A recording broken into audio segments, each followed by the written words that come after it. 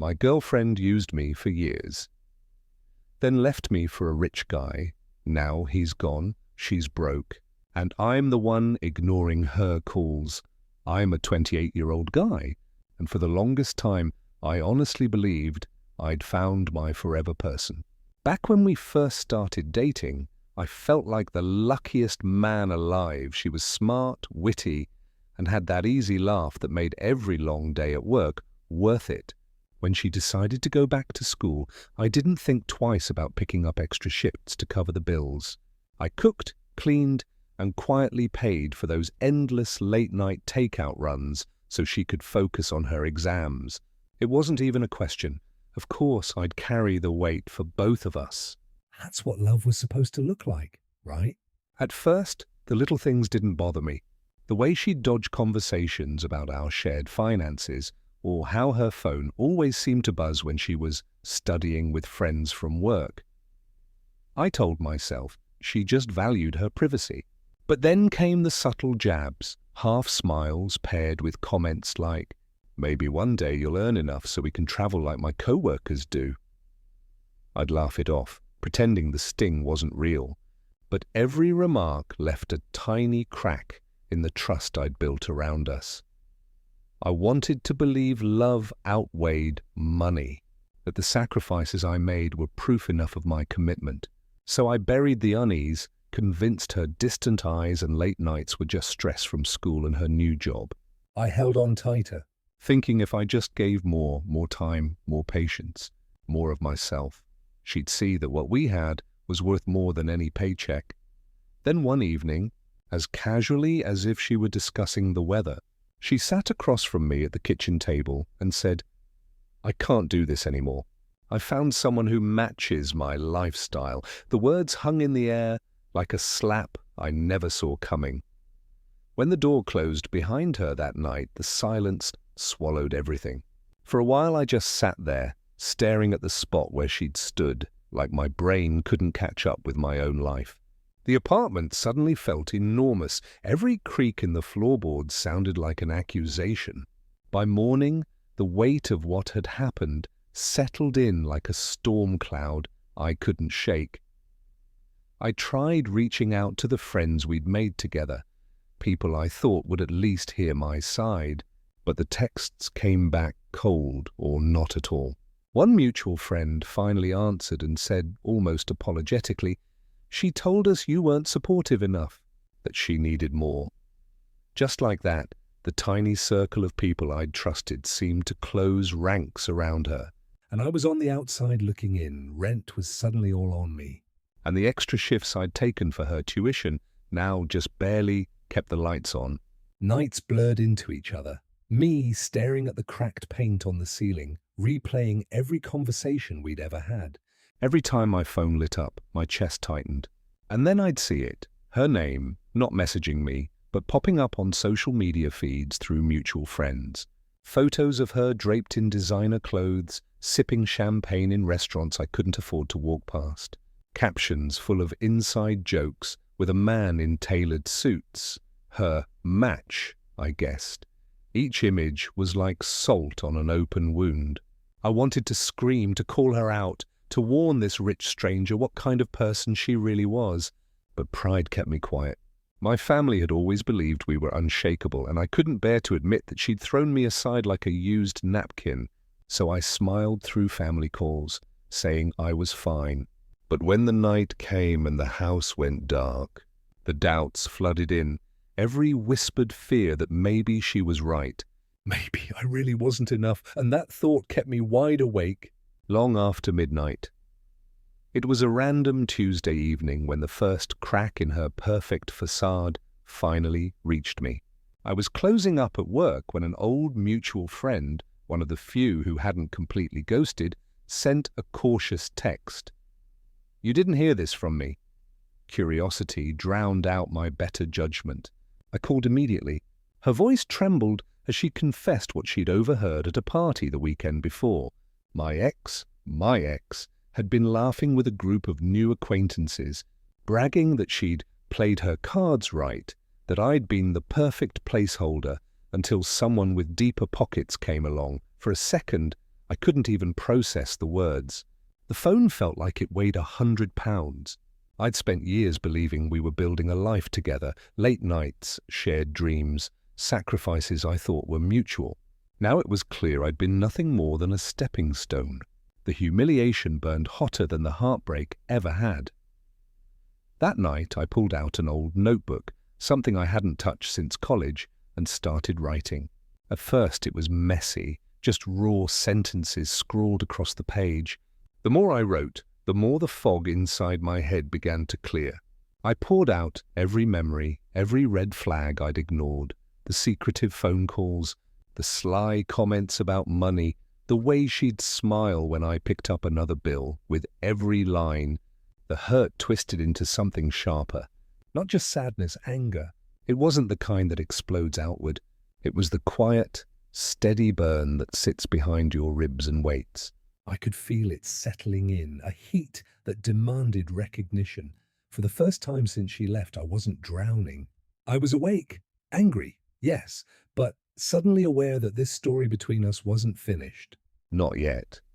The morning after I filled page after page with everything I'd held in, something inside me finally shifted. I woke up before my alarm, the air in the room sharp with the scent of rain on the open window. For the first time in months, the heaviness in my chest felt movable. I wasn't going to let her name be the headline of my life anymore. I threw myself into work, first by picking up every extra shift I could. Then by taking on freelance gigs I used to turn down out of fear I wasn't ready. Late nights blurred into early mornings as I learned to run on coffee and sheer determination. Every small win, a project completed, an invoice paid, felt like a quiet rebellion against the version of me she'd left behind. But it wasn't just about money. The notebook became my daily ritual, a place to dump every jagged thought before it could carve deeper into me. Therapy followed almost by accident. A colleague recommended a counselor after hearing me joke about becoming a workaholic. Sitting in that softly lit office, I began to see the pattern, how easily I'd given more than I received, convinced that love meant carrying someone else's weight until I collapsed. Week by week, I built a new rhythm. I started setting boundaries at work, with friends, even with family. I opened a modest investment account, watching the numbers grow like proof that my future was finally mine to shape. My apartment, once echoing with silence, began to hum again, music playing, plants thriving, the scent of fresh coffee replacing stale heartache. I wasn't chasing revenge anymore. I didn't want her to hurt the way I had. What I wanted, what I finally felt creeping in, was freedom. Freedom from the shadow of her betrayal, and from the version of myself who once thought love meant disappearing into someone else's life. And for the first time since she left, that freedom felt almost within reach. It was nearly 6 months later when the first whispers reached me, drifting in like a rumor the wind couldn't keep. I was sipping a late-night coffee after another long freelance shift when a notification from an old mutual friend flashed across my phone. The message was short, almost gleeful. "Guess karma works fast," I frowned, curiosity prickling. A quick scroll through social media showed what she meant. The endless stream of champagne toasts, weekend getaways, and glittering designer outfits, gone. Her once daily posts had vanished, replaced by an empty feed that looked like someone had turned out the lights.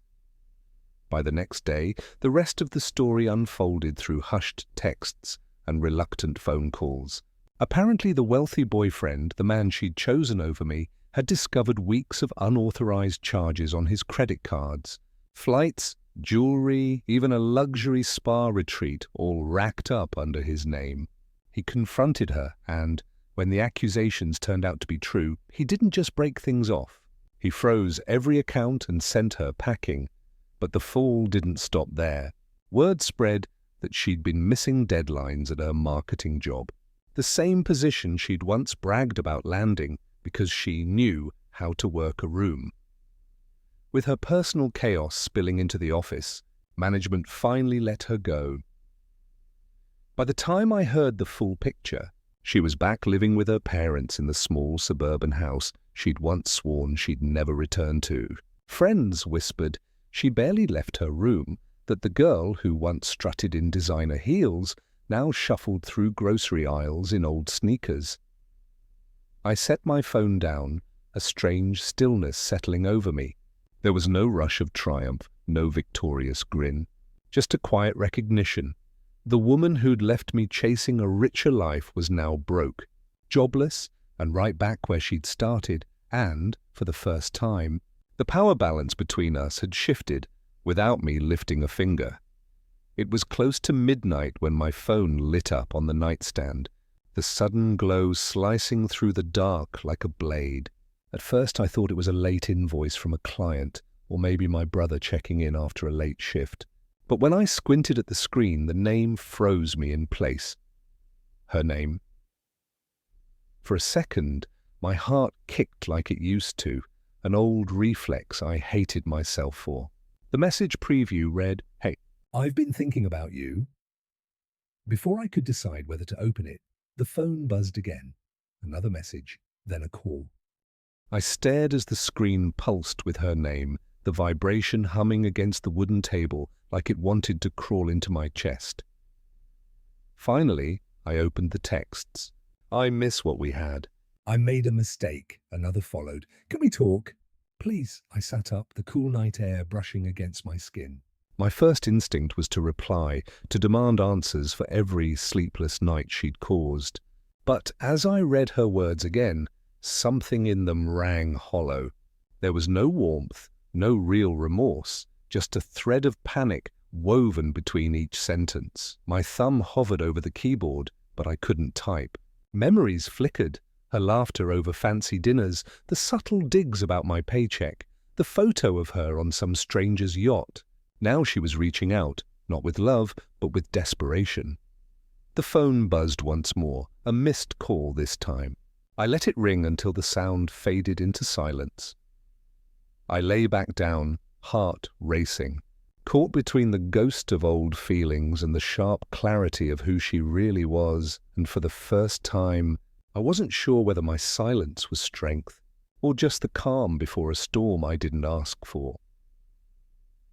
By the next evening, my phone had become a living thing, buzzing, blinking, vibrating against the nightstand, until it felt like it had its own pulse. Every few minutes a new message arrived, each one more frantic than the last.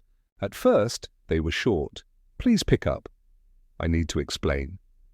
But as the hours stretched on, her words turned raw and unfiltered. The first voicemail cracked like thin ice under weight. Her voice was choked with tears. "I messed everything up. He's gone. He left me with his credit card debt and nothing else." "I don't know what to do." The next was even more desperate. "I didn't know what I had with you until it was gone. Please, I have no one else." I sat in the quiet of my apartment, the only sound the low hiss of the radiator. Her sobs spilled through the speaker, and every waver of her voice clawed at something I thought I'd buried. This was the woman who'd once looked me in the eye and said I wasn't enough, now unraveling in real time. Part of me wanted to savor it, to let the bitter satisfaction wash over me. I imagined the comment section of some cosmic Reddit thread cheering for karma, but another part, the one that had spent months in therapy writing down every painful truth, hesitated. Gloating felt like stepping back into the person she once defined me as. I leaned against the window frame, city lights flickering below, her words still echoing in my ear. She was crumbling, and my silence had become a mirror she couldn't look away from. My thumb hovered over the call button, the weight of choice pressing harder with every heartbeat. Was this my moment to finally speak, or the final test of the man I'd become? I spent the next 2 days carrying my phone like it might explode. Every buzz felt like a dare. Her messages stacked up, pleas wrapped in guilt, apologies tangled with excuses, and each one scraped against the part of me that still remembered what it felt like to be chosen by her. I called a couple of close friends, the ones who'd stuck by me through the worst of it. Mark said flatly, "Don't give her a single word. She made her bed, let her lie in it." But my sister's voice softened through the line. "Maybe she's genuinely sorry. Closure might help you both." Their words swirled in my head like opposing tides, each one pulling me in a different direction. Late one night, I unlocked my old chat history, scrolling back through the messages she'd once sent while living her dream with him. There it was, her laughing about private jets, sending me photos of candlelit dinners with captions like, "This is what life should feel like." I remembered sitting alone in that same apartment, the walls too quiet, wondering if I'd ever matter again. The memory cut sharper than I expected, but instead of the familiar rush of anger, something else settled in. Clarity. I finally saw the full picture. Her fall wasn't my victory. It wasn't proof that I'd won. It was the natural end of a story she wrote for herself. I set the phone down, palms open, the city's distant hum seeping through the window. My silence wasn't about punishing her. It was about choosing myself. I owed her nothing, not a response, not a final word, not even a glance backward. For the first time since she walked out, the power wasn't in what I could say. It was in what I refused to give, and that quiet, steady choice felt stronger than any revenge I'd ever imagined. Months rolled by, and the silence between us became more than just the absence of her voice. It became the soundtrack of my own rebuilding. What started as a few late-night freelance gigs grew into something bigger than I'd dared imagine. Clients I'd only dreamed of working with began recommending me to others, and soon the work was steady, the paychecks consistent. With each new project, I reinvested, first in better equipment, then in myself. Before long, that tiny side hustle had quietly evolved into a full-fledged business. I signed my own contracts, chose my own hours, and for the first time, every dollar in my account felt like proof of what I could build without anyone else propping me up or draining me dry. By spring, I'd moved into a new apartment. Sunlight streamed through floor-to-ceiling windows each morning, catching on the leaves of the plants I'd bought to keep the space alive. The old place, the one where her shadow lingered in every corner, was gone, replaced by rooms that smelled of fresh paint and possibility. Somewhere along the way, I met Emily. She wasn't flashy, no designer labels or practiced charm. She listened, really listened, when I talked about late nights and small victories. When she laughed, it wasn't at someone else's expense. With her, every moment felt like something we built together, slow, steady, and real. One evening, as the city lights flickered below and Emily rested her head on my shoulder, I caught my reflection in the glass. I wasn't the man she'd left behind, the one measuring himself against someone else's wealth. I wasn't rich by her old standards, but I was fulfilled, independent, and finally whole. Her betrayal no longer defined me. My life had become my own story, and for the first time in years, it was a story worth living, without her name anywhere on the page. It was a quiet Thursday evening when the knock rattled through my apartment door. Sharp, hurried, almost panicked. I wasn't expecting anyone. Emily was out of town visiting her sister, and most of my friends would text first. When I opened the door, the hallway's yellow light fell across a face I hadn't seen in months. Her.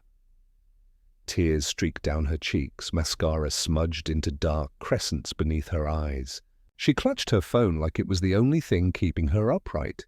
"Please," she whispered, her voice raw. "Just 5 minutes. That's all I'm asking." For a heartbeat, old memories surged. The nights we'd stayed up until dawn, planning a future. The laughter that once made this same hallway feel like home. But the ache that used to follow those memories was gone, replaced by something steadier. Calm.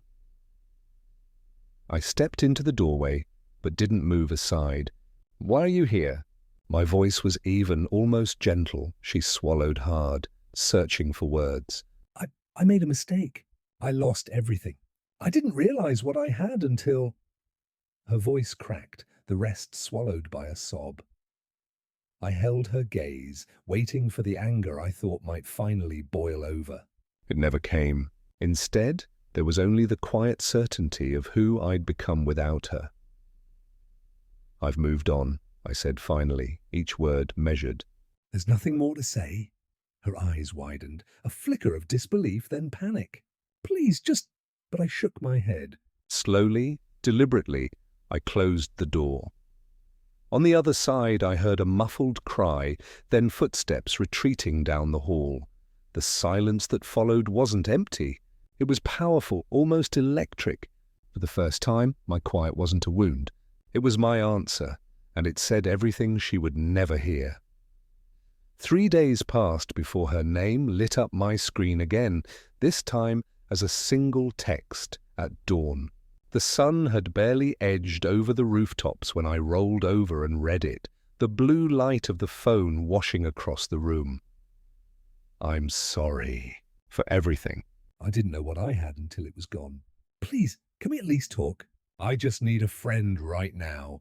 The message stretched on, paragraph after paragraph of tangled explanations. She blamed the pressure of her old job, the glitter of wealth that blinded her, the loneliness that came when it all collapsed. She wrote of sleepless nights, of parents who don't understand, of feeling like a failure. I read every word, waiting for that spark of recognition, the woman I'd once loved, the person who might finally own the hurt she caused. But each sentence bent back toward her own need, her debt, her shame, her craving for comfort.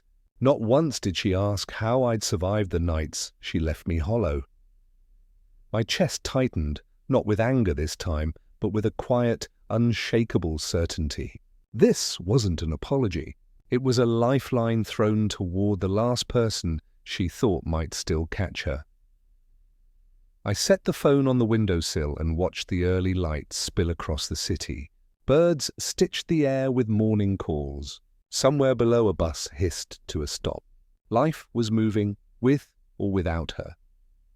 Without letting myself overthink it, I opened the message thread, held my finger on her name, and pressed delete. No reply, no parting shot, just silence. The screen went dark, and with it, the last tether between us snapped clean. For the first time since she walked out, the space inside me felt wide open, light, unburdened, free. Looking back now, it's almost hard to believe that the man she left behind and the man standing here today are the same person. The heartbreak that once felt like it would swallow me whole turned out to be the fire that forged something stronger. Every late night at the desk, every therapy session where I tore open old wounds, every quiet morning when I chose to keep moving, those were the bricks of a life I built for myself. Her betrayal had once been the story I thought defined me. I replayed it endlessly, trying to find the moment I'd failed, the flaw that made me disposable. But somewhere along the way, the questions stopped mattering. What she did wasn't a reflection of my worth. It was a mirror of her own choices. That realization set me free long before I ever pressed delete on her final message. I see now that ignoring her calls was never about revenge. It wasn't payback or some carefully planned triumph. It was the quietest and loudest statement I could make. My life no longer revolved around her chaos. My silence wasn't punishment. It was self-respect. On a crisp evening not long ago, I took a slow walk through the city streets, the same ones I'd once wandered in heartbreak. The lights above glowed soft and golden, and for the first time they felt like they belonged to me. I wasn't chasing anything or anyone. I was simply here, whole, steady enough. Her memory no longer stings. It barely echoes. She became a chapter, not the book. And as I turned the corner toward home, the night air cool against my skin, I carried nothing from the past, but the strength it gave me. I'm walking forward now, hopeful. Unburdened and finally completely mine.